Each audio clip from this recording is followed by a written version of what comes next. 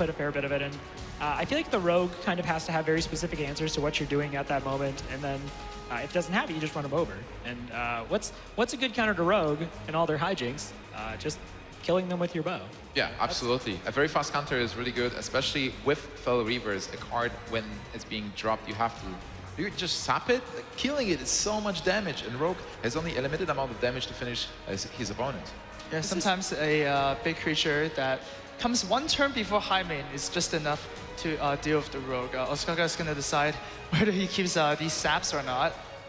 It's going to be very good if he does, if he knows what pinpingho is doing here. I was going to say, because he knows the lineup and he understands the deck list for pinpingho, it's something where, like, as a rogue, you normally don't want to keep sap. You just don't want to. Job's done. But against pinpingho, we saw him really consider, he's like, I could just win the game right there if I just put the Fel Reaver back in the hand. But opts not to keep it.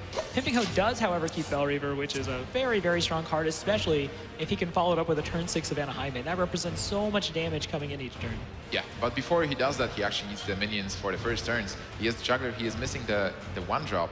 And he's missing the free drop. Unleash the Hounds. Oh, Animal Companions actually will help a lot with this curve. Yeah, this is suddenly a way better curve. If he could just come into something like a Shredder, he would really, the hand would basically just kind of play itself at that point. Exactly. But right now, turn 2, playing a turn 2 juggler against the Rogue never feels good. No. They have Coin SI7, they have Backstab, they have Deadly Poison. It's not going to live. But at the same time, you still need to play something. You need your opponent to expend their resources. If you just Hero Power Pass, they can just do anything they want. All right, including those stuff. Question for you guys. Which is it scarier to play a Knife Juggler against, a Rogue or a Druid? Rogue. You think so? There you go. More answers, right? Backstab. It's a very, very simple answer. Fair. That's straightforward. I personally am more afraid of the Druid, but that's just because I feel like I've seen so many Druids when I play Hunter. Well, the thing with the opening weekend that we saw on BlizzCon Top 16 is that 100% of the Knife Jugglers that were played on turn 2 just got sniped by the Innervate Keeper to Grove. So that might have skewed your opinion a bit. I was going to say, much That's like painful. Millhouse Manastorm, Knife Juggler, another gnome, doesn't really have a long lifespan. It usually lives about a third of a turn before it is brutally murdered by either Keeper of the Grove or a Backstab or a Stiff Breeze. Do you like gnomes, Robert? I actually really feel for gnomes. I mean, not being necessarily super tall myself, I feel like I kind of relate to them, and I just don't understand why, you know, they're picked on so much. You should avoid World of Warcraft. There's a quest when you're a ball of fire and just crush them. Oh, I just play Orc Hunters there, so no problem. There you go. Good. All right, guys, just touching up on Ostkaka's hand. He's debating what to do with that jungler. If there's any merit to just backstabbing it, he decides to go for that exactly. I think it's really good for him that he got this coin. He has Violet Tissue as well. It doesn't seem that he got that Deadly Poison, which is really good in the beginning, but he has a fan of knives and Blade Flurry, so he has some AoE possibilities here. He probably played down the Thalnos because it puts a 1-1 on the board that's going to help him draw a card. But I like to think it was a statement just to overkill the Leper Gnome. He didn't need to do 3 damage. He chose to do 3 damage. All right. Well, the thing in the end of the day is that Hunters have a really hard time dealing with a one-health creature efficiently. You don't want to bow it down. Quick shot. Yeah, you don't want to do any of those. So That's that one point where you're like, Quick Shot, why aren't you a better hero power? Where most of the time you love Quick Shot. Or Steady Shot, rather, but... All right, so pinpingho actually got Leok and picked up Haunted Creeper. Haunted Creeper will be helpful on turn 4 because he will be able to hero power. Now, for Ostkaka, it is a bit an awkward situation, I guess. On the other hand, it's like Eviscerate is free damage. He has that hero, he has that Thalnos up. wow. I think that would... Imagine if that turn, if he had like a prep, so he could have just, you know, Violet Teacher, prep the Eviscerate and all that stuff. Yeah, or imagine if the Animal Companion was a Huffer, it would actually work out for Ostkaka even better. We joke that, you know, Huffer might always be the best Animal Companion, but not in that case. Right, that's obviously an overplayed joke that you always want to get Huffer off Animal Companion, and we love doing it at the desk because we just enjoy talking about Huffer, but there are a lot of circumstances where you'd rather have Misha, circumstances where you'd rather have Leok. So. Especially if there's like a 2-1 on board, Right. that's just gonna kill Huffer. So for pinpingho here, he's not really presenting the biggest board, but that's kind of to be expected when you play against Rogue. Rogue is very good at clearing Pay boards. attention, class.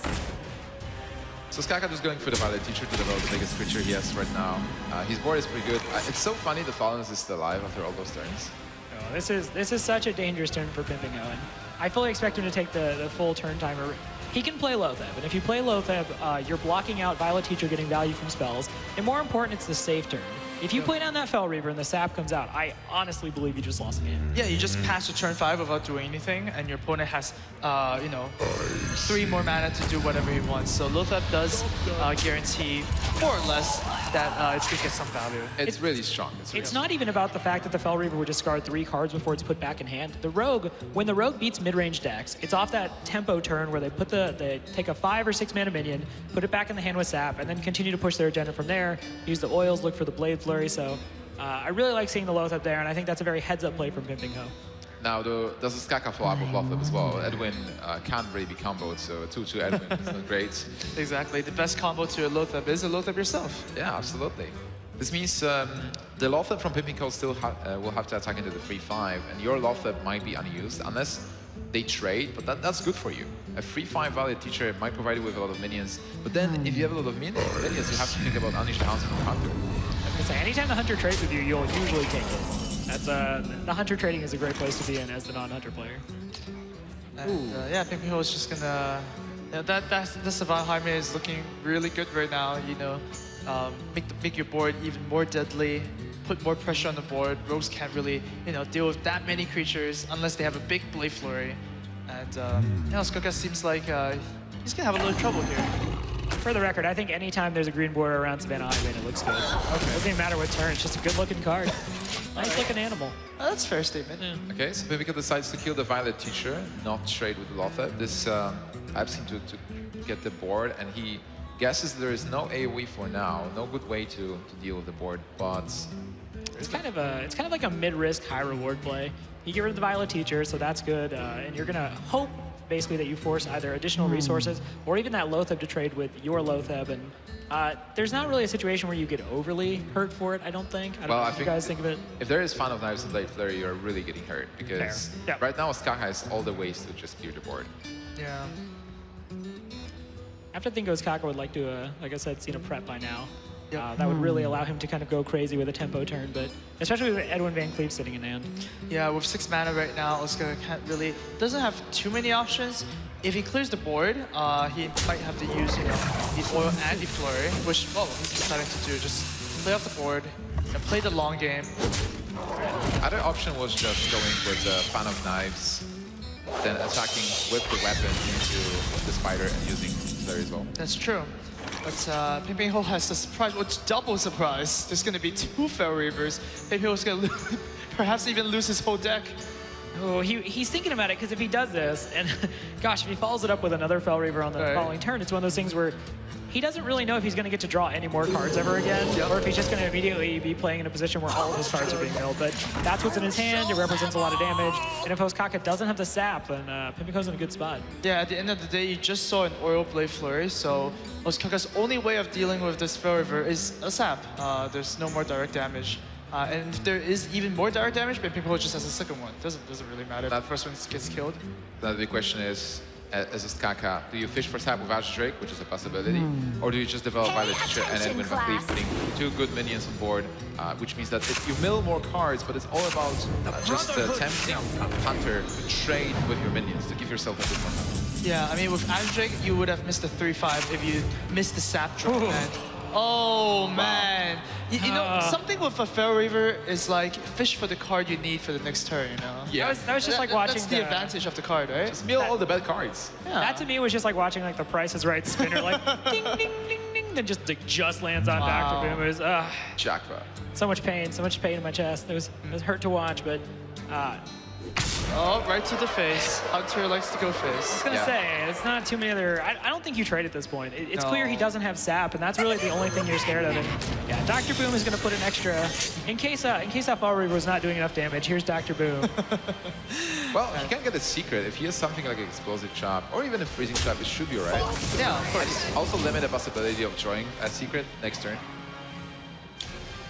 It's not a sap, so Ostkaka needs to find some other answers. And well, he can use Azure Drake and Eviscerate and attack with the 3-5 into an 8-8. Right, but then there is a trap, so at the end of the day, you're left with only a 4-4, and Dr. Boom's just gonna crush Ostkaka off the game.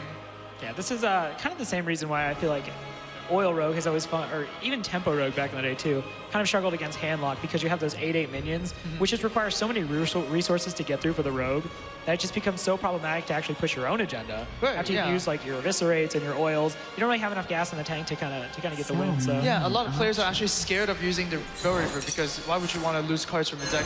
But at the end of the day, a 5 mana 8/8 has a lot of attack and a lot of health, so it's really hard to remove. I'm very impressed with how much this Fel Reaver, not even in this series, but in prior series for pinpingho, he's just done so much work. Yeah. Very glad to see that this has not made its way to ladder yet. People are not running Fel Reaver and Hunter. Fire Reaver is really good. And it's also good in other decks like Night Mage and Acoustic Druid as well. All right, Ostkaka is going to use the Eviscerate to clear one of these big guys. I prefer the Bell Reaver even. And a minion It's attack. just too much damage. So he's not dead yet. There is that Wow. points of damage incoming. That's a pretty good draw as well. You get another Bell Reaver and perhaps a Shredder. Yeah, I like that play so much. Just keep putting power on the board, force Ostkaka to have answers. Obviously, we know Ostkaka's hand is extremely clunky. Double sprints. Oh, no Fel Reaver. First the hero power. I mean, you are winning the game soon with Unleash the Hounds. That's even more burst damage. So I do like that play. I was gonna say it's a little bit of risk management too. That's true. I think. So I think that was absolutely correct. You can even use the Hounds this turn to deal frequency damage.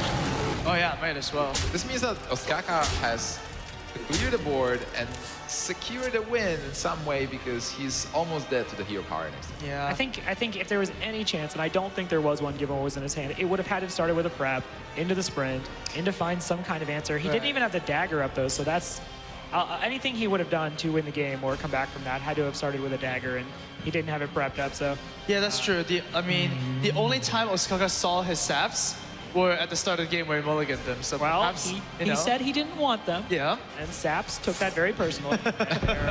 they're off somewhere like, huh, wouldn't it be nice if you could have just sapped that Fel Reaver? Exactly. Are you saying that he betrayed the Saps or the Saps betrayed Ostkaka? Yeah, Saps is still not here. But once again, there is the Doomsayer. There's always that possibility. It's a fire, Yeah. but not that type. And Ostkaka recognizes that as a loss. pinpingho still alive, winning game number 3 versus Ostkaka. I like that. Like I said, I felt his Hunter had a very strong matchup, just did a ton of pressure, a lot of damage. So he's going to go ahead and come up into the series now. Obviously, he's still down 2 games as far as closing it out and winning it, but he gets that win. Looking at what he has left, Druid versus Shaman into Rogue. I feel like Rogue, everything we've seen suggests that the Shaman usually loses to the Rogue because of all his board clears, all the rapid tempo swings where Shaman already kind of has a weakness. So I'd like to see him go ahead and go with Druid as opposed to going to the mentality of, oh, I have to get the win with the Shaman anyway. Take it to 5 games. Yeah, just go with the one that's most comfortable right now. You just won a game. You got your confidence boost a little bit up. So, you know, just play your game and force Ostkaka to react to your plays. Yep. Yeah, absolutely. And I'm really curious to see that Shaman versus our Rogue, because many games I've seen Rogue actually falling to Shaman. If the Shaman is able to maintain the board control and pressure you with the cards like Fire Elemental, deal with your board, Shaman can take the game. Sure. All right, guys. We sat down with Ostkaka to ask him when he realized that he can go pro. So let's see what he has to say.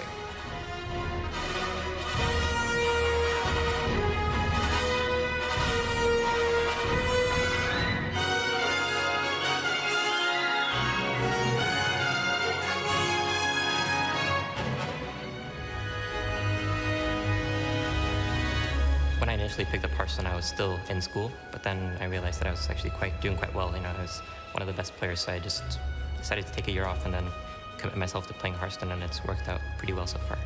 So I'm not entirely decided on what I'm going to do in the future. Generally, in esports, you retire quite early from like your at least playing career, but of course, there's other ways to stay involved, like streaming or even working for esports companies. But I still haven't really gotten into any of that, so we will see what happens.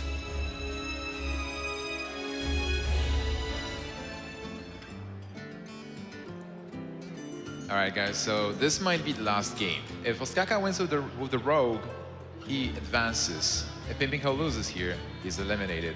But he's not out yet. He has his Druid deck and a trusty Shaman. He promised that elements are gonna destroy Ostkaka. Will he deliver, Robert? I mean, look, the elements are a very flexible thing. Maybe the elements are also like your Druid deck. It's kind of one of those things where it's in the fine print. There was an asterisk next to that statement you couldn't see.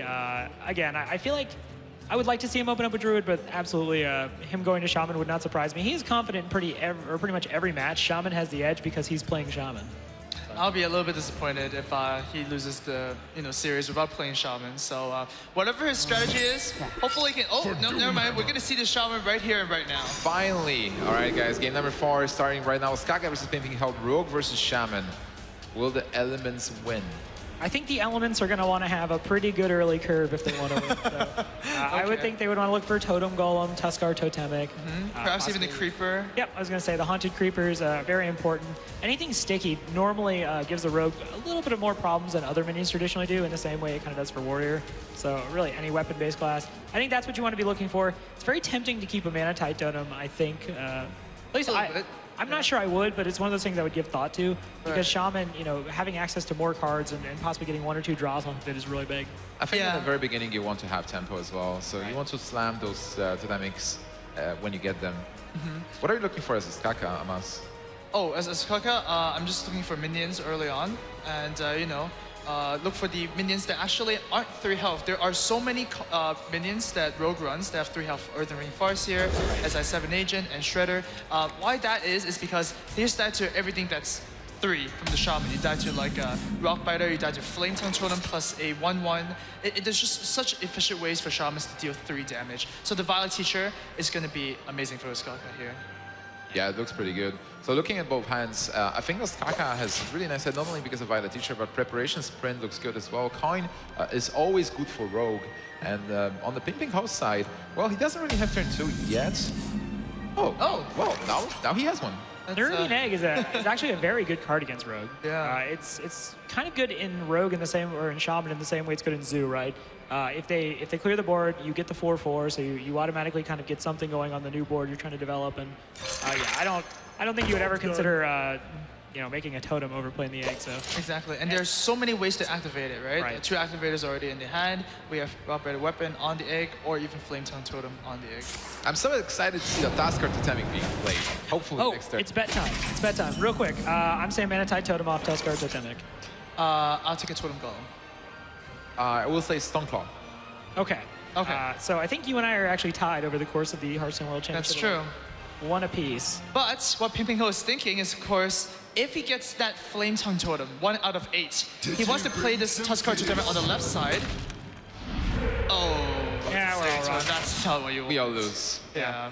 No, I mean, it's 1 more damage. I agree. It's not necessarily what you want, but actually, it might even just be the worst one you could have gotten. Now that Yeah, not really good. It's the only totem that dies to the hero power.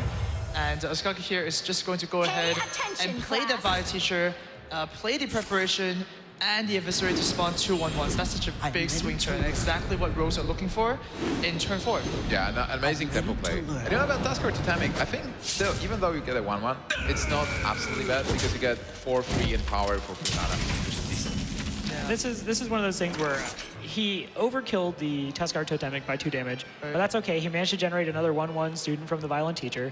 Or Violet Teacher. No, wow. no, Violet Teacher. Oh, man. I swear, she looks very friendly. Violet Teacher.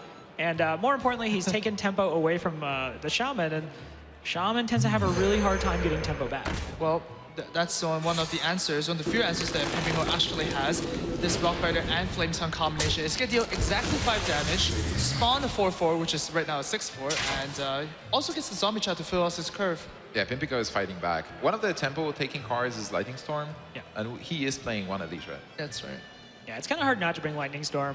It's a removal card that, ever since minions have become stickier, it's become a little bit less valuable because you're essentially paying 5 mana for 2 or 3 damage. You never That's know true. which. So it's one of those cards where you feel like you have to run it because it's your best form of board clear. Obviously, Elemental Destruction destroys both sides of the board.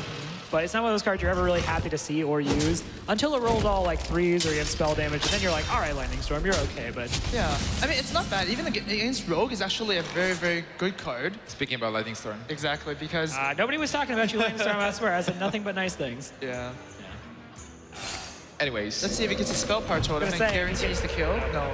So he could go for the roll here, because after a Lightning Storm this turn, he doesn't need to play the Lightning Storm next turn, which means that Dr. Boom could come out in turn 7. So he does go ahead and uses this. See if he gets a lucky roll on the Shredder here. He really wants to kill the Shredder. Oh. He misses that, which means that, all right, this minion might be very important. If he, Yeah, but... Oh, okay. That's pretty fair. Okay, so it wasn't bad for pinpingho. Obviously, the best outcome was just killing the Shredder there and killing the 1-1 with the 2-3 as well. Yeah, keeping it that on would've the been chow. huge. And not having the 4-3 damage. But that was something that he was able to do. So now he has the tempo advantage here, and he has the mana to turn for the next turn to draw some cards. Oh yeah, pinpingho is sitting in a very good spot here. We see Ostkaka's only play right now. Well, I mean, not only play, but Farseer seems to be the most logical choice. So it doesn't even get the battle cry effect. Right. And, you know, sapping a minion here doesn't feel that good. Farseer But weapon up. he's going to go ahead and do that anyways. Yeah, he just really wants to take board. He tried this earlier with the play with the Violet Teacher and the prep to just try to get that board, basically kick the Shaman off of it. And he's going to just go ahead and do it again. And oh, wow. Mana, the overload is really hurting pinpingho here. With the sap, he's forcing pinpingho to either play that Nerubian or something else, and he knows he has the buff, the weapon buff that he will be able to use next turn to actually kill whatever minion is being played. That's true. So just keep the tempo and be the one. Like, he needs to have the tempo till turn 7 so that he can play sprint in a situation where he is the one leading.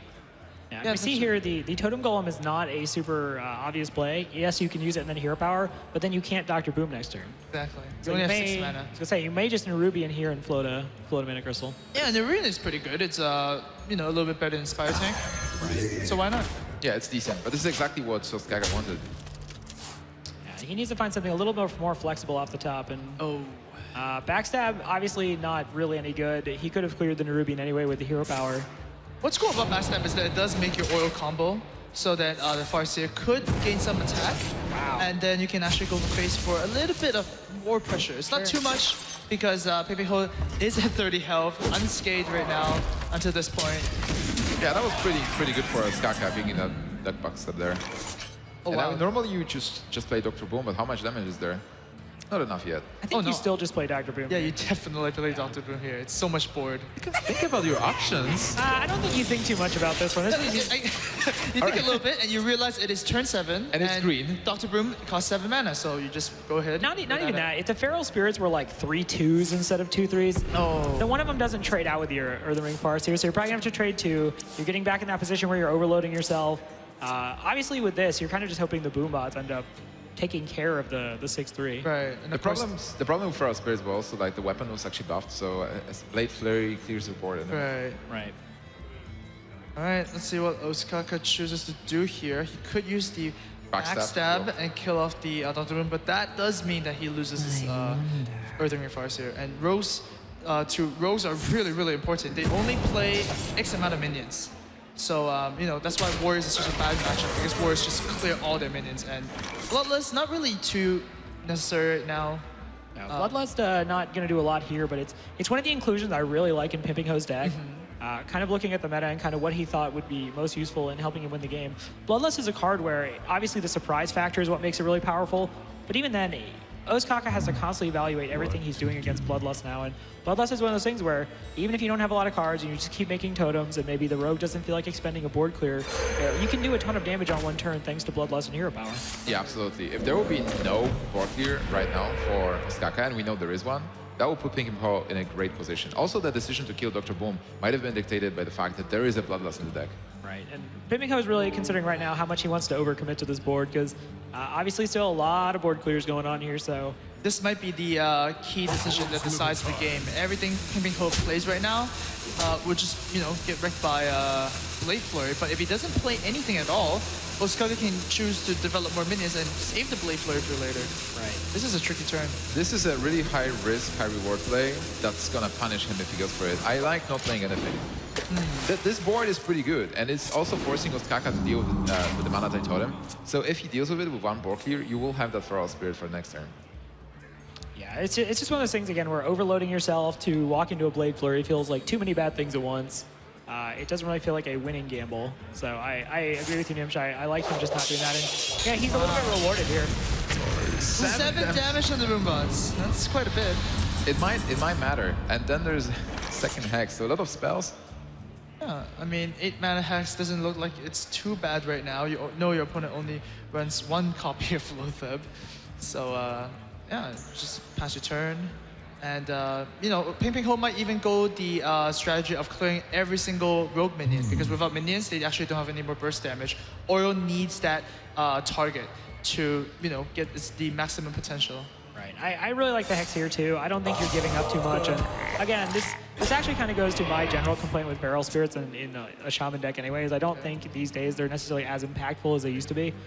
So we see Feral Spirit, you know, he keeps passing on it because it's not in a situation where it actually affects the board much. Yeah, but this means also Ostkaka can actually sprint here if he wants to. He can develop board with Azure Drake.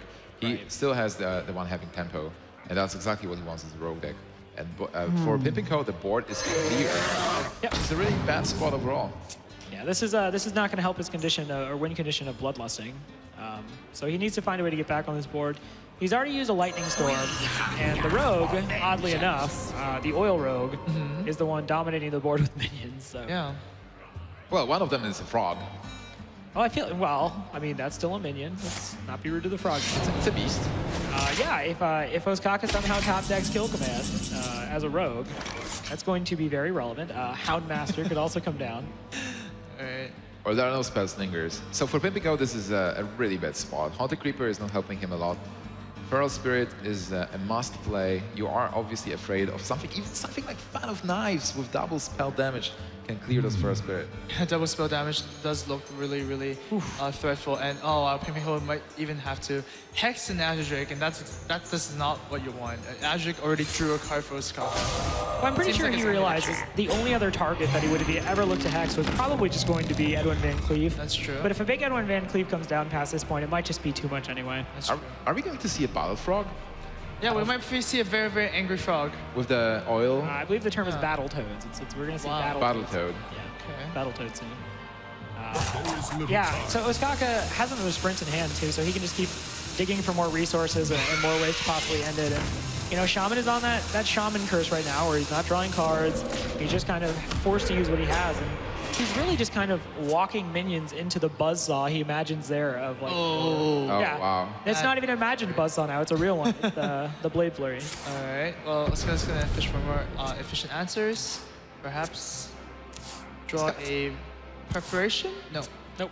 Well, at this point, he can do anything he wants. He just needs to stay behind the Bloodlust range, and he has double taunt. Like, Yeah, I was even gonna say though he those has his frogs just holding the line, and I mean, it kind of doesn't even matter because pinpingho doesn't really have the board to try to go for the Bloodlust. So I mean, the frogs are there; they're doing the right thing. They're trying to keep him safe, but they have a very lax job as far as trying to protect him because there's not too much going on. Is it like spoiling a bit a new class in the Heroes of Warcraft? Maybe like Valeria is trying to become the witch doctor, you know, throwing frogs at her I can opponent? safely say that's not a thing. Okay. Don't worry about it. Confirmed. Yeah, confirmed. Valeria is a rogue, not a witch doctor. That's the confirmation. The frogs are confusing though. No, actually, because it came from Hex. Very straightforward. Oh man. All right. You got me there. Makes sense. Yeah. What about spiders? Yeah, I don't know how Shaman gets spiders. That's more kind of a Diablo thing as far as I know it. But we see here, Ostkaka just has so many answers in hand. And pinpingho is not really even going to necessarily be putting down enough minions, generally speaking, to really require all those answers. So Ostkaka can really take his time here and figure out how he wants to win this game. Yeah. Absolutely. Well, pinpingho right now needs to figure out what to do. He's in a very bad position. He is with his Shaman that he loves. But if he loses this game, he is eliminated, and Ostkaka goes through to the semifinal. Ostkaka, though, I was talking to him a bit before, and he said he's super confident. I pointed out that the matchup actually favors pinpingho because the freeze mage is a weak link. But Ostkaka said, it doesn't matter. I'm confident I'm going to win. Yeah, I was looking to see if, I guess, how his nerves would hold up. Right. Because even, you know, obviously he said that in the interview, and Vitality Tone does not help, but, you know, he said before that, you know, he's one of those players who comes to live events and it can be really a little bit jarring for him, and he focuses more on the crowd, he focuses more on his opponent in front of him as opposed to, you know, making really good plays. And yeah, we haven't seen that affect him at all. As you said earlier, you know, he is really playing just very, very tight Hearthstone right now. Yeah. He's not making any misplays that I've seen. I don't know about you guys, but Yeah. No, he's playing really well. Yeah. And I'm just looking at double Fan of Knives with that spell damage. Oh man, and a valid teacher to make some more, you know, 1/1s. Yeah, it's tough. it's tough having all the answers. Well, it's tough for pinpingho. I mean, it's Yeah, like the dream it really situation is. for Ostkaka. Yeah, Ostkaka is like, yeah, I brought Rogue specifically for this, you know, So for these matchups. if you're a fan of Ostkaka, and if you're a fan of Knives, Uh-huh. you should be really happy now. Oh. Yeah, I'm a big fan of Fan of Knives. I think it's a great card. I'm a fan of knives too. I'm a fan of Violet Teacher and a double fan of knives here. That is the play I want to make. Maybe you just go with the Think Masters. Pay attention, Yeah, class. this is just way too efficient. Yeah. Dealing 2 damage across the board 2 times. Clearing It's pretty everything good. off the board and then just kind Drawing of 2 cards as slowly, well. gingerly skipping to the finish line here. Oh, man. And the Even a good preparation as well. Might as well, so you can you play the Earthen Ring Farce here. Ostkaka's looking in a very dominating position. Pinpingho is gonna need to draw, I think, Deathwing off the top or Elemental Destruction, but no. That's Another reactive card. Oh, man. Well, this time Elements didn't really work, so he needs to counter damage. Can he do anything? Feral Spirit can block at least 6 points of damage here. Yeah, he's gonna try his hard to, you know, weather the storm, but the storm might be too much as Ostkaka has Deadly Poison, Oil, and a Flurry, and an Eviscerate to top it off. Look at the difference in number of cards that have been drawn. Like, obviously, we don't necessarily right here have access to the exact numbers, but you can just tell. Look how many more cards are in Pinpingho's deck. Way too much. Yep, Ostkaka realizes that he's got lethal no matter what happens. And this means Ostkaka is gonna win game number 4 and win the whole match versus Pinpingho 3-1. On the back of the flurry, minions attack. Ostkaka is your victor. GG's and congratulations to Ostkaka. He's gonna meet Tice in the semifinals. Yeah, the battle for Europe will soon begin, but Pinpingho came to this, obviously the Hearthstone World Championship, played extremely well, took out Purple, the Americas Championship, obviously at opening week, and made a real reputation for himself, and I think has kind of developed his personality that people are going to want to follow. We saw a little bit of him in Legendary Series Season 1, I believe it was, with the Machine Gun Mage deck, as he was calling it. So Yeah. he's really developing a real reputation for himself. Yeah, that was really impressive, but it looks like Rachel is ready and waiting with the winner of the match.